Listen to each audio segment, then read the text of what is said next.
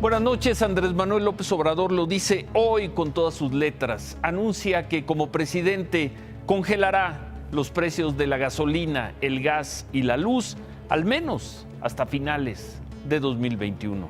Y como esperaban muchos, el Bronco reaparece en escena disparándole a López Obrador. El aeropuerto tiene que continuar. No podemos detener el avance de México. México no es Venezuela. En el norte del país no estamos de acuerdo que Andrés Manuel haga propuestas populistas. Yo no estoy de acuerdo que Andrés Manuel regale los impuestos que yo pago. Al huevón nada, al trabajador todo. Tendremos la cobertura de las campañas y además aparece muerta en Morelia Maribel Barajas. Era candidata del Partido Verde a una diputación local. Van 23 políticos asesinados en el año. El ejército y la policía de Guerrero protegen el éxodo de cerca de 100 personas que abandonan su poblado por la violencia criminal.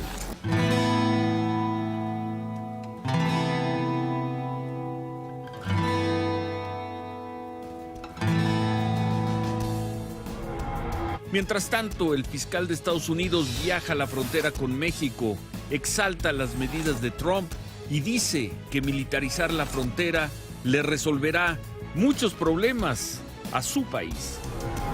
Hace 8 días fue el gol de todos los tiempos.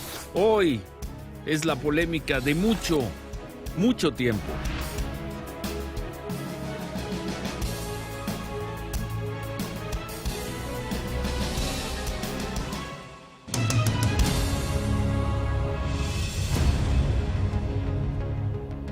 Esta mañana fue encontrado el cadáver de Maribel Barajas, candidata del Partido Verde a una diputación estatal en Michoacán. Era una joven de 25 años, estaba junto a su vehículo dentro de un rancho, el rancho Las Flores en Morelia. La Procuraduría de Justicia de Michoacán dijo que tenía entre 24 y 36 horas de haber muerto. Sin embargo, nunca hubo una denuncia por su desaparición. El cuerpo presentaba 8 heridas que podrían haber sido provocadas por una piedra. Hasta el momento no se sabe nada sobre el móvil del crimen. A través de un comunicado, el Partido Verde condenó el asesinato y le pide a las autoridades de Michoacán que lo esclarezcan y se garantice la seguridad de todos los candidatos. Apenas hace una semana, el Partido Verde en Michoacán, Ernesto Núñez, el líder, denunció que tuvieron que cambiar a 3 candidatos a síndicos municipales en Tierra Caliente, ya que habían recibido amenazas. En ese momento, el dirigente estatal aseguró que no iban a pedir protección para sus candidatos. No se trata de un tema de juribillo, grilla política, no es un tema de preocupación real donde sí ha habido esa amenaza. Es en Tierra Caliente. Y hoy aparece muerta esta mujer de 25 años. En lo que va del año, 23 personas, políticos relacionados con la política de todos los partidos, han sido asesinados. De ellos, 10 eran aspirantes o candidatos a un cargo de elección popular. Oaxaca es el estado donde más asesinatos se han registrado. Le siguen Guerrero, Hidalgo y el Estado de México.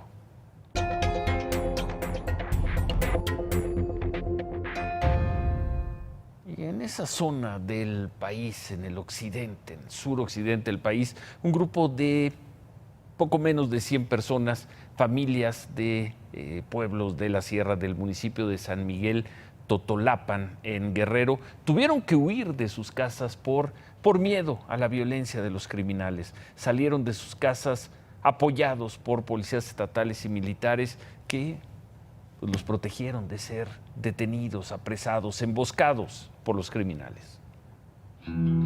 Las ayudaron a salir de ese pueblo debido al temor de ser víctimas de la violencia que generan grupos delictivos.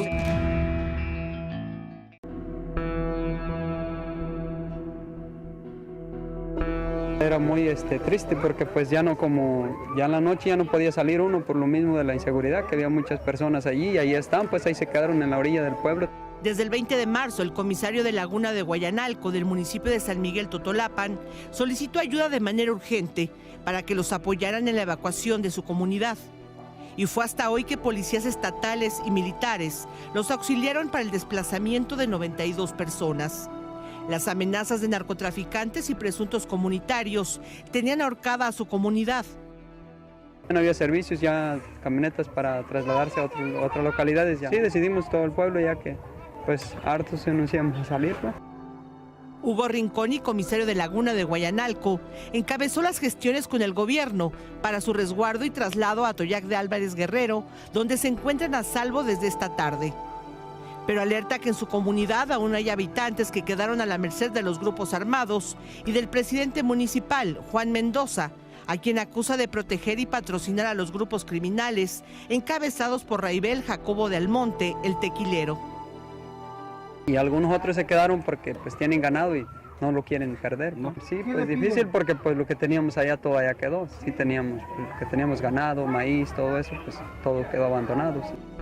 En esta zona de Tierra Caliente, los desplazados denuncian que ya no hay escuelas abiertas ni autoridades que hagan frente a los grupos armados.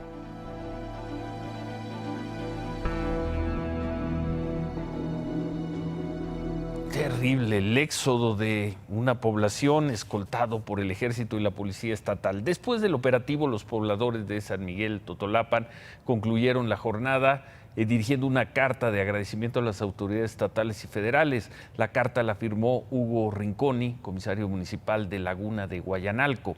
En la carta le piden al gobierno del estado que no se olvide de los ciudadanos que no pudieron salir y que corren grave peligro por la violencia en la zona. Esta mañana la Fiscalía de Jalisco informó que encontró a los 3 jóvenes que habían sido reportados como desaparecidos desde el domingo, aunque no se ha dicho en dónde estuvieron estos días. Hoy el vocero de los estudiantes de la Universidad de Guadalajara aseguró que los jóvenes, José Armando, Juan Rubén y Francisco, están bien y recibiendo atención psicológica.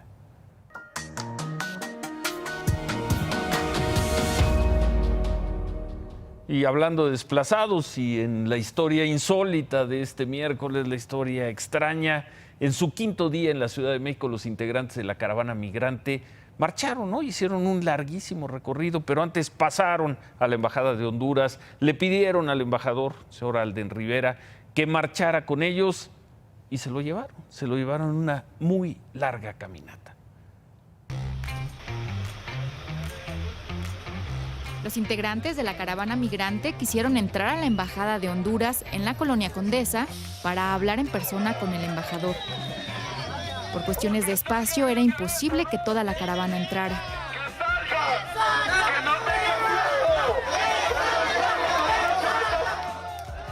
Así que propusieron una solución: sacar al embajador y caminar 15 kilómetros hasta la casa del peregrino en la delegación Gustavo Amadero, lugar donde se instaló la caravana desde el viernes pasado. Ok, si dice que se va a tratar con nosotros, nos vamos caminando. Sí, dice, aguanta.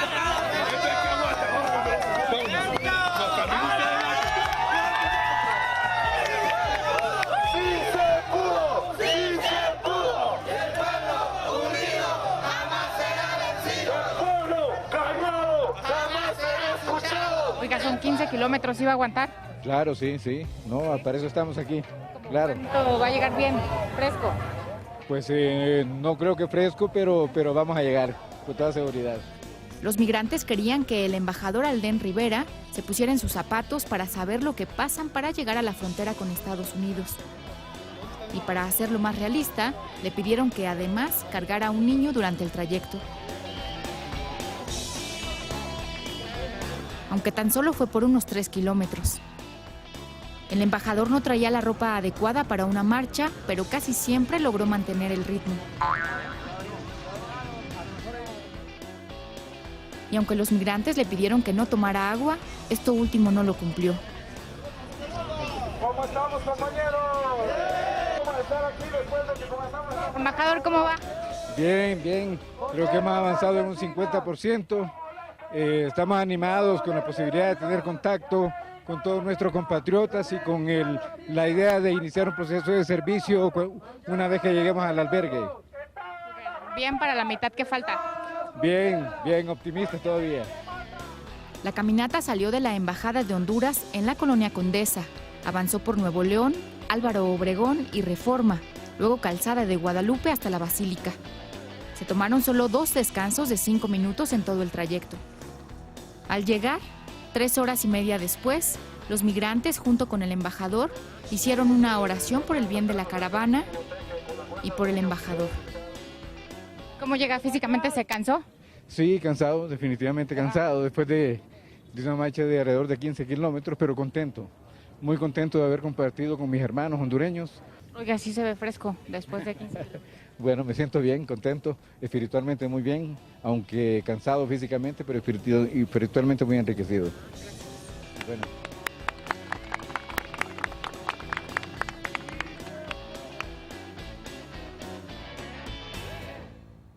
Y nuestra compañera Lourdes Burguía también caminó ahí al lado del embajador de Honduras los 15 kilómetros. La caravana migrante va a estar hasta el viernes en la Ciudad de México.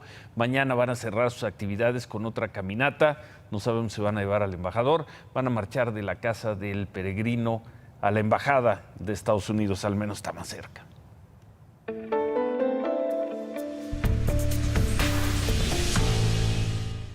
Hace 9 días el padre Jorge Raúl Villegas fue sentenciado a 90 años de prisión por violar a 2 niñas en un colegio en Irapuato. Hoy platicamos con los abogados de estas niñas. Nos informaron que van a viajar a Roma con la intención de que el Papa Francisco reconozca estos casos. La abogada, una de las abogadas, asegura que podría haber muchos más casos en contra de este sacerdote sentenciado a 90 años de cárcel. Se tiene conocimiento estadísticamente, no por este caso, sino por otros, que puede haber más víctimas. Les pido a todos aquellos niños y niñas que fueron agredidos o que se sintieron vulnerados, que denuncien.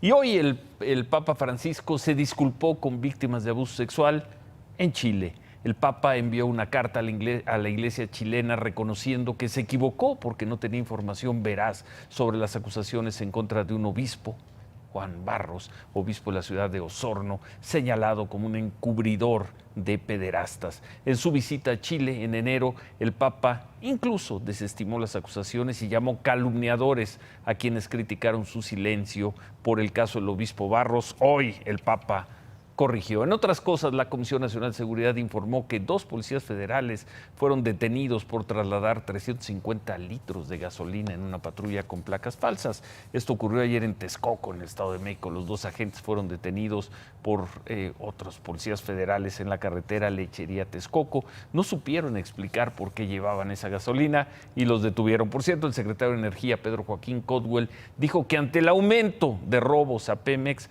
van a ofrecer un esquema de seguridad a las empresas privadas que operen en zonas de riesgo. Hay un mecanismo que tiene generado el gobierno federal que en su momento presentaríamos a las empresas privadas, que es que mediante un pago que realicen al gobierno de la República se pueden acreditar protección federal en las instalaciones petroleras. Esto lo dijo el secretario de Energía en la conferencia conjunta que dio con el vocero de la presidencia, Eduardo Sánchez.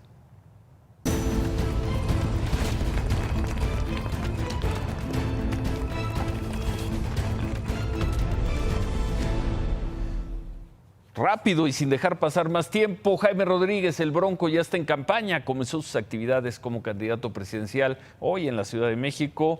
En entrevista, el Bronco dijo que no va a recibir el financiamiento que otorga el INE y se fue duro contra Andrés Manuel López Obrador. Y es que a su vez López Obrador había declarado en Tequila, en Jalisco, que la candidatura del Bronco es una decisión, es un acuerdo de la mafia del poder con el propósito de quitarle votos a él, a López Obrador. Así que en el día 12 de la campaña presidencial, a juzgar por los señalamientos de hoy, en el ring electoral hay un fajador, y el fajador, al menos este miércoles, se llama, o le dicen, el Bronco.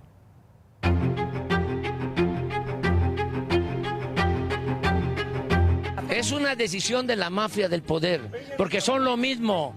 Es Salinas, es Fox, es Calderón, Claudio X González, etcétera, etcétera. Siempre está hablando mal de todos, y ya lo dije, Andrés Manuel, hay que hacerlo santo, ¿no? Vamos a tratar de, a ver si le hacemos una iglesita, ¿no? Para que pueda él también ser ahí, tener eso que a él le gusta, que todo el mundo hable bien de él. Y también presumió este señor de que él iba a ser candidato porque se lo había pedido el presidente Peña Nieto para quitarnos votos a nosotros. Y Andrés Manuel quiere regalar el dinero de los que trabajan para dárselos a los que no trabajan. La gente que va a votar por nosotros ya sabe perfectamente bien quiénes son los otros candidatos. Ya sabe que solo hay un candidato opositor al régimen corrupto, uno nada más. Les digo quién. ¿Ya sabes quién? Pues ya le dio miedo, hombre. Andrés Manuel es así. Ve el cuco y se asusta. Voy por él, punto. Es que se cuide, voy por él.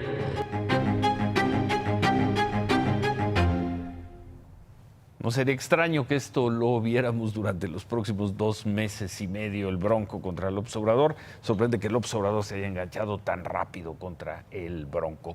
El INE, que anoche acató la resolución del Tribunal Electoral de dar por buena la candidatura del Bronco, hoy presentó ante la Fiscalía de Delitos Electorales una denuncia penal contra el Bronco por presuntas irregularidades en la recolección de las firmas requeridas para obtener la candidatura.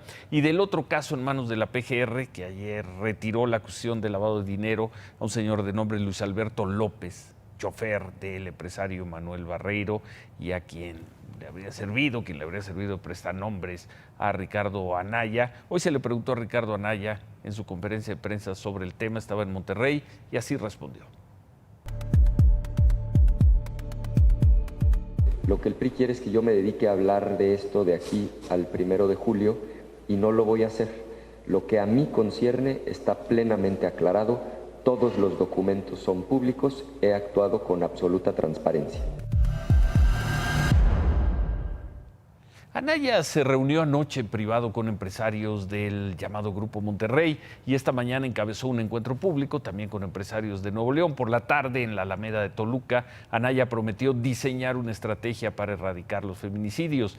En el acto con candidatos del PAN, PRD y Movimiento Ciudadano, el perredista Juan Cepeda, aspirante al Senado, se comprometió a conseguir 3 millones de votos mexiquenses para la coalición del Frente. También Margarita Zavala habló de la tragedia de los feminicidios, lo hizo en Puebla. Margarita participó en el Congreso de Derecho de la Universidad de las Américas, estuvo también en el municipio de San Andrés Texmelucan. Ahí comentó que en varias ocasiones se le pidió cancelar esta visita por los enfrentamientos que se están dando en esa zona entre elementos del ejército y personas supuestamente ligadas al robo de combustible. Y Margarita habló sobre la propuesta de Ricardo Anaya. Aquel candidato a la presidencia de la República que diga así sin más, que va a meter a la cárcel no solo al presidente, a quien sea, está diciendo algo indebido, porque lo que tenemos que hacer es fortalecer una Fiscalía General autónoma, independiente, que esa sí le toca a esa fuerza. Y además de hablar de congelar el precio de la gasolina, del gas y de la luz, López Obrador habló esta noche en Compostela, Nayarit. Ahí prometió que de llegar a la presidencia aplicaría esa medida definitivamente sus 3 primeros años de gobierno. En Guerrero, en Acapulco, José Antonio Meade ofreció apoyos para los pescadores. Meade hizo un recorrido en la lancha de Marina Diamante a San Pedro de las Playas. Al concluir el paseo, caminó por el tianguis del pueblo y aseguró que ni en esa lancha ni en ninguna circunstancia se marea. Muy temprano, en un mensaje a medios, retó a sus contendientes a debatir mensualmente. Es mucho lo que está en juego el próximo 1 de julio. Andrés Manuel, seamos serios, te llamo a debatir. Contrastemos cuál es el impacto real de tus ocurrencias y cuál es de mis propuestas en la calidad de vida de cada familia, porque eso es lo verdaderamente valioso, eso es lo que está en juego en la elección. Y los ciudadanos tienen derecho a ejercer un voto informado. Y en la serie que estamos presentando desde el lunes, Lo único que te pido, hoy vamos a ver qué es lo que le pediría a quien gane a la presidencia de la República el muy querido actor y comediante Rafael Inclán. Yo lo que te pido, candidato, primero estar consciente de lo que si ganas te va a caer encima. No es la rifa del tigre, es la rifa de todos los tigres. Tienes que tener conciencia que somos varios Méxicos. Te pido, sobre todo, lo que es la inseguridad, no puede ser como se ha dejado correr, la violencia, la inseguridad, el secuestro. Candidato, si ganas, espero que esa sea tu principal preocupación. Y si pierdes, te pido más cosas. Te pido que no eches a andar a la gente de tu partido a hacer marchas. Te pido que aceptes la derrota. No es tan fácil. Son muchos tigres a los que te vas a enfrentar y no dudo que te coman.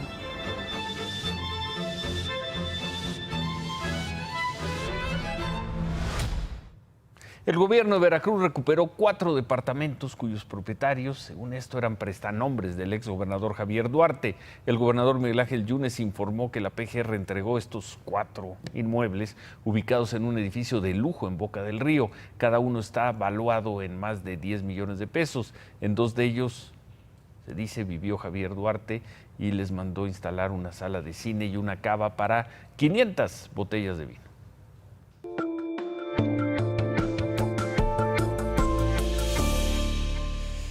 En un informe de más de 100 páginas, la Fiscalía de Nueva York presentó al juez que lleva el caso contra el Chapo Guzmán una lista de evidencias de los crímenes de los que se acusa al narcotraficante mexicano.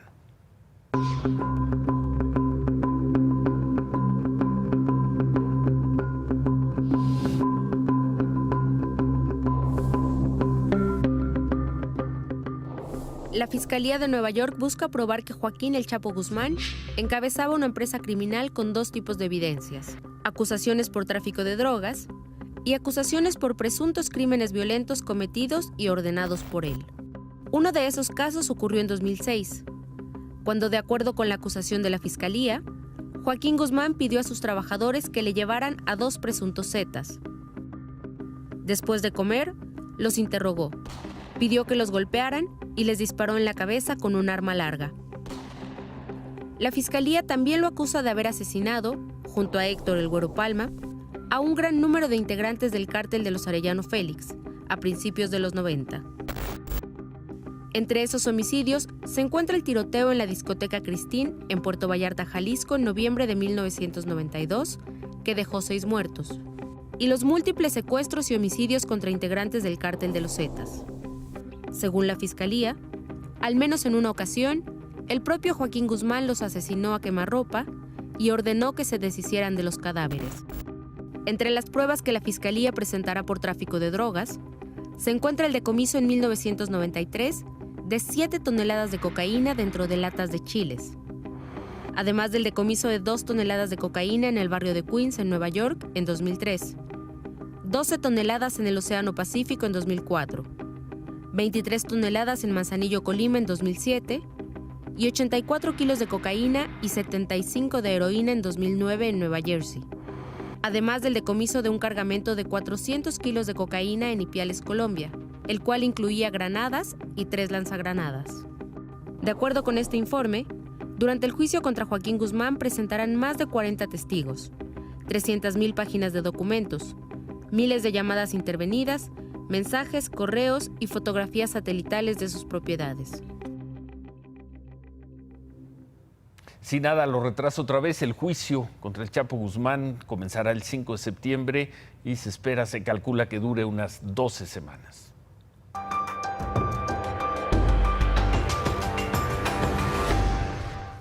El fiscal general de Estados Unidos, Jeff Sessions, consideró que la presencia de la Guardia Nacional en la frontera con México ayudará a reducir el tráfico de drogas y además de la inmigración ilegal.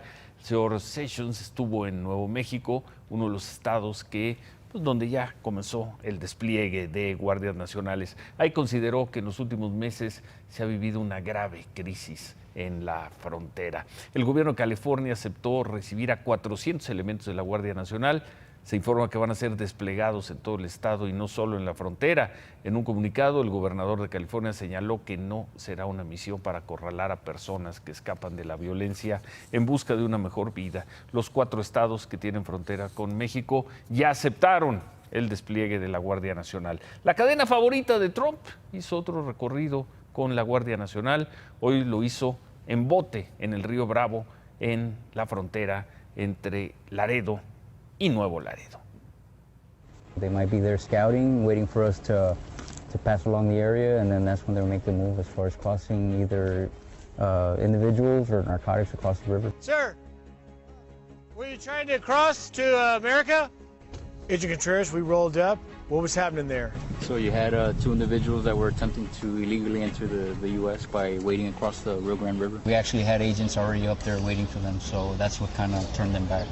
In your sort of estimation here, is this the boats, the land, and the sky? Is that what stops people from entering? Right, so it's a combination, right? You need personnel, you need the technology, and then you need the infrastructure that's going to give us access to the immediate border. Ayer por aire, hoy por el río Bravo. Por segundo día, el fundador de Facebook, Mark Zuckerberg, compareció ante el Congreso de Estados Unidos. Hoy lo hizo en la Cámara de Representantes. Zuckerberg reconoció que incluso los datos de su cuenta de Facebook llegaron a Cambridge Analytica, la consultora que trabajó para la campaña de Trump y que accedió a la información de 87 millones de usuarios. Zuckerberg consideró inevitable una regulación para Internet y las redes sociales. ¿Qué más tenemos, Paola?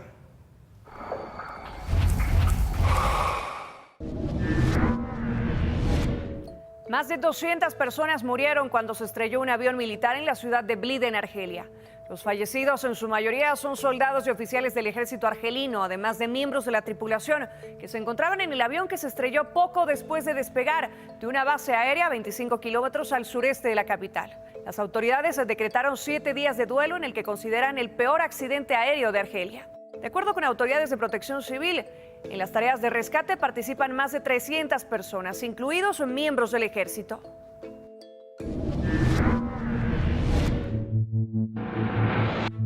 El expresidente Vicente Fox estuvo en el foro Cana México World, en el que invitó a los candidatos a la presidencia a comenzar a hablar sobre las drogas, como legalizar la producción de la amapola. Estos temas deben ir al debate entre los candidatos a la presidencia de la República. No estar discutiendo tonterías sin importancia, que no tienen significado para las personas, que no tienen significado para los votantes. Hay que hablarle de esto, de la sangre, los carteles, la violencia, la guerra inútil contra las drogas. Hay que discutir estos temas en la agenda del futuro nacional. Además, hoy la Suprema Corte de Justicia de la Nación concedió un segundo amparo que permite a una sola persona el uso de la marihuana con fines lúdicos y recreativos.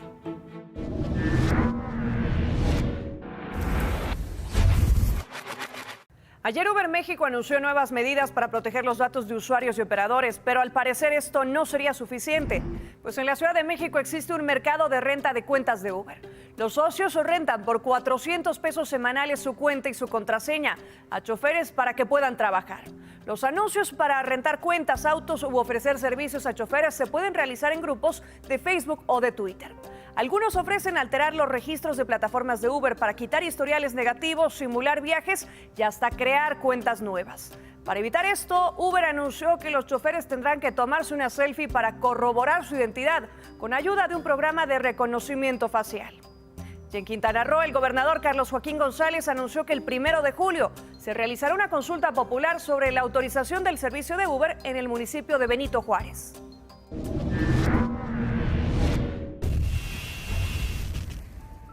Un fuerte incendio se mantiene en los límites de Tala y Zapopan, en Jalisco. La Gerencia Estatal de la Comisión Nacional Forestal indicó que el incendio se registró en el Cerro de San Miguel del Área Natural Protegida de El Bosque La Primavera. La Secretaría de Educación de Jalisco determinó suspender las clases en las escuelas de educación básica en el municipio de Tala. Permiso, Ciro. Gracias, Paola. Todos aquellos, absolutamente todos aquellos que en arranques de histeria decían que la economía mexicana estaba tan mal que hasta las calificadoras habían puesto a revisión con nota negativa al gobierno mexicano, hoy deberían estar aplaudiendo. Si funciona para abajo, debe funcionar para arriba. Moody's, la calificadora que le da la nota más alta a la deuda soberana del gobierno mexicano, hoy anunció que reafirma el A3 y que además cambia su expectativa de negativa a positiva, porque todo ha funcionado muy bien en la economía mexicana, las reformas estructurales, los cambios, pero cuando habla de los riesgos, dice que les preocupa, y que les preocupa sobremanera el cambio de un modelo económico que pudiera llevar hacia medidas equivocadas. Moody's, cuando sacó esta información, no conocía lo que dijo López Obrador en la tarde. López Obrador, lo vimos al inicio del programa, dijo: los 3 primeros años vamos a congelar los precios de gasolina, de gas y de luz. No, hombre, un genio. Bueno, eso dijo. A ver, Ciro. Sí. Primero, congelar los precios de la luz. Durante los últimos 38 meses, 39 con 39 meses, los precios para el 98% de las personas no han subido.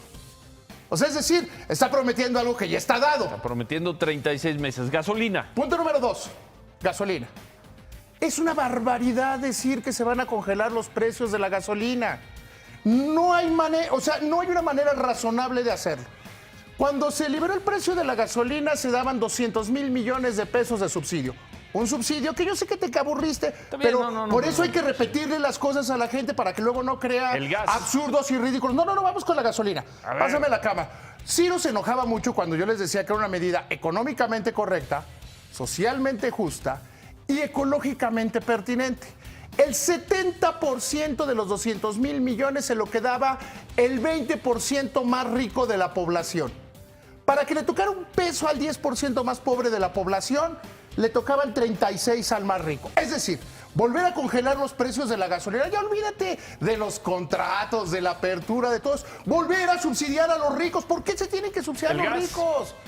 El gas está en un proceso de liberación rápido, es una barbaridad. Y le debería tomar la palabra a José Antonio Meade, que le dijo hoy en la mañana: López Obrador, vamos a discutir tus ocurrencias en contra de mis propuestas. Estas son las cosas que tenemos que ver en la campaña. Es una barbaridad decir, porque además, un dato adicional, no disminuiría la inflación, porque el impacto inflacionario ya se registró. A mí que me digan de dónde va a salir para andar prometiendo, bueno, ya nada más les falta prometer nieves de limón y vacaciones. Ya, hoy ya es más, fue mucho, sin remate. No, sí, con remate. A ver. No haga caso a los productos milagro, ni a las propuestas irresponsables. Bueno, gracias, David. Hacemos una pausa. Al regresar, Javier Alarcón, la final de la Copa, la polémica del arbitraje, el cambio de horario por el debate, el presidente con la Copa del Mundo, todo eso al regresar.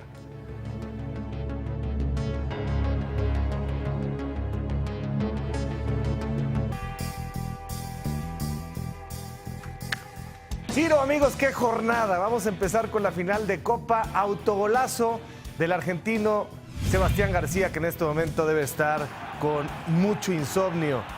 3 minutos para terminar. No puede dejar botar la pelota porque Talavera aparentemente le dice déjamela, pero hay un delantero de Necaxa acechando, pero obviamente es una rebanada. Necaxa desde 94-95 no era campeón, gana la Copa. Qué situación, qué gol. Qué golazo. Un autogolazo increíble, falta de técnica y desde luego mala decisión. Es un buen jugador este argentino que fue incluso al fútbol de Europa. Vamos ahora con la maciza de esta jornada futbolera en el mundo.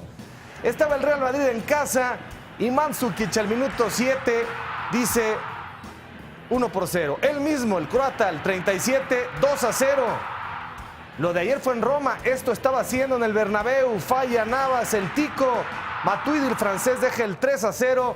En ese momento estábamos en tiempo extra y el partido agonizaba y el árbitro británico dice penal. ¿Sí era penal? A mí me parece que es penal. Es muy difícil marcarlo ahí. Al mismo tiempo que toca la pelota, estirando la pierna, está logrando un empellón clarísimo, ya con el portero suplente porque expulsan a Buffon. Cristiano, que es un maestro de la ejecución y en los momentos de altísima presión ejecuta. No la perdió el arbitraje, la perdió la posición conservadora de la Juve los últimos 15 minutos. Y miren este ejemplo de los grandes. Pese a lo encanijado que estaba Buffon, aparece Cristiano al final. Y este es el reconocimiento de dos figurones porque ya Buffon se habían se va. bañado, ya estaba frío. Buffon, Ya estaban fríos. Ahora no sé. mira, Ciro, fíjate esto. Veamos las fotografías, porque desde luego el enfoque en todas partes del mundo, ni con el VAR lo aclaran. ¿Qué te parece esta? Pues parece Limpia. que está tocando primero la pelota, ¿verdad? Pero ¿qué te parece esta otra toma?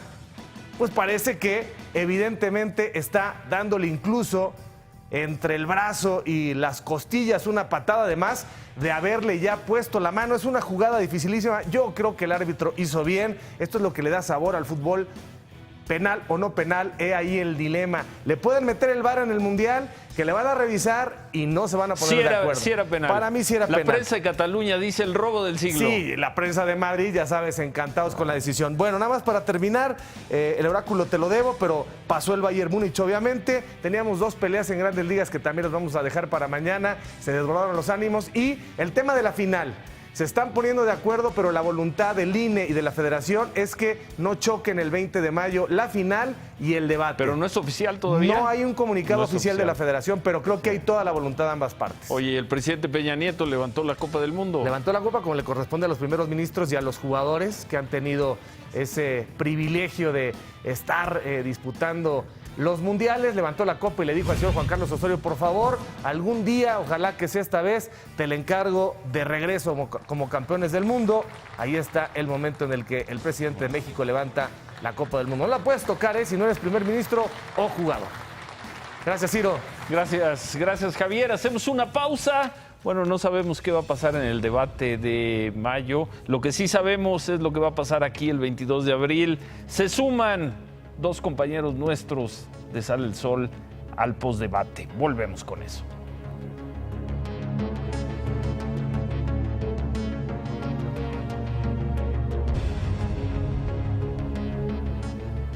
El domingo 22, dentro de 2 domingos, tendremos un postdebate muy especial en esta pantalla. Como hemos informado, participarán John Ackerman, Javier Lozano, Juan Ignacio Zavala y Juan Cepeda.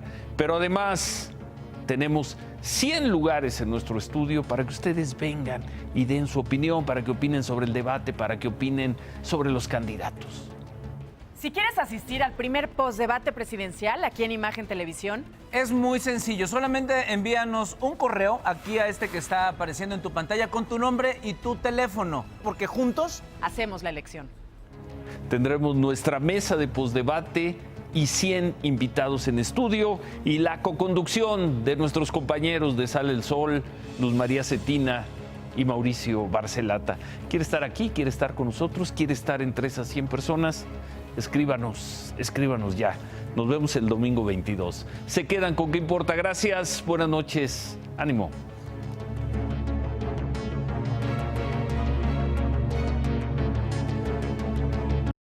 Imagen Noticias con Ciro Gómez Leiva, lunes a viernes 10:30 p.m. Participa en Imagen Televisión.